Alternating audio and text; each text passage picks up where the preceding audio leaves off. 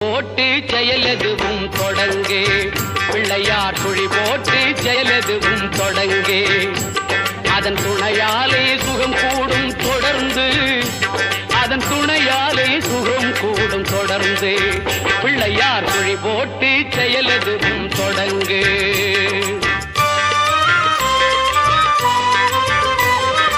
அழியார பெருஞ்செல்வம் அவனே இல்லையானந்த கூத்தரின் மகனே இல்லையானந்த கூத்தரின் மகனே பிள்ளையார் குழி போட்டு செயலதுவும் தொடங்கு